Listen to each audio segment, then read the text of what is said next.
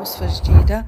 وصفة ديال اليوم ان شاء الله وصفة ديال الفول، خصوصا دابا وقته وكاين موجود في السوق. دابا كنمشيو كنختاروا طبعا الفول اللي رقيق واللي ما يكونش فيه الخيوط على الجناب، وكنغسلوه وكنقطعوه كما كتشوفوا، وكنديروا فيه طبعا شويه ديال الحامض باش ما يكحلش.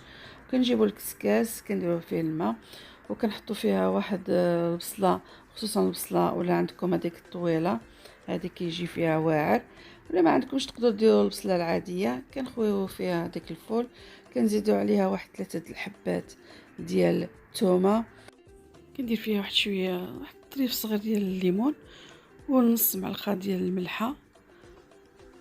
ودابا كنمشيو كنجيبوا واحد المقله كنديروها فيها واحد 2 ولا 3 ماشي مشكله ديال البصلات اللي عندكم اللي موجود. كندير في شويه ديال زيت الزيتون وكنحاولوا نشحروه تما في هذيك المقله. ما عاود نديرو فيها انا كتعجبني الثومه فيه، كنزيد فيها واحد 2 ديال الثومات وكنبدا نحرك حتى يتشحر مزيان.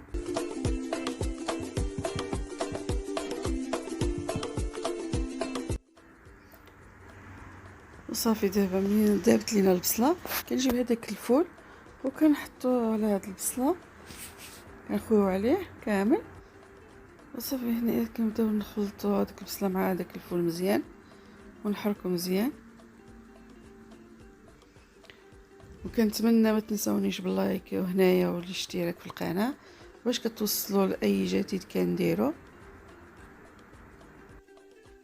دابا نرجعوا الفول ديالنا، كنجيبو معلقه ديال عندنا هنا ديال الكمون عامره، ولا بغيتو تزيدو شويه زيدو، وعندي معلقه ديال الابزار، وطبعا الحراره على حساب كل واحد.